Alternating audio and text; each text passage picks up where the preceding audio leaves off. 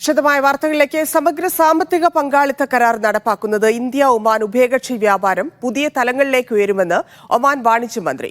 Indo Gulf and middle east chamber of commerce director board അംഗങ്ങളുമായി നടത്തിയ കൂടിക്കാഴ്ചയിൽ സംസാരിക്കുകയായിരുന്നു മന്ത്രി.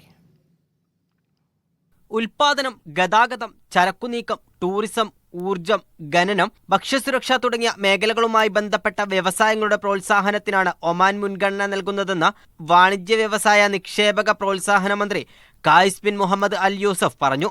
നവീനാശയങ്ങളും സംരംഭകത്വവും പ്രോത്സാഹിപ്പിക്കാൻ ഇരു രാജ്യങ്ങളെയും സ്റ്റാർട്ടപ്പ് നിക്ഷേപകർക്കായി ഒമാൻ ചേംബറുമായി വിവിധ പരിപാടികൾ സംഘടിപ്പിക്കുന്നതിന്റെ സാധ്യതകൾ കൂടിക്കാഴ്ചയിൽ ചർച്ച ചെയ്തു.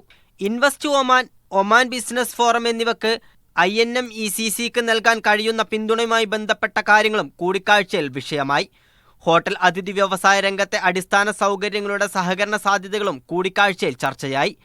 ഒമാനിലെ ഹെൽത്ത് കെയർ രംഗത്തേക്ക് കൂടുതൽ നിക്ഷേപങ്ങൾ ആകർഷിക്കുന്നത് സംബന്ധിച്ചും വിശദ ചർച്ചകൾ നടന്നു.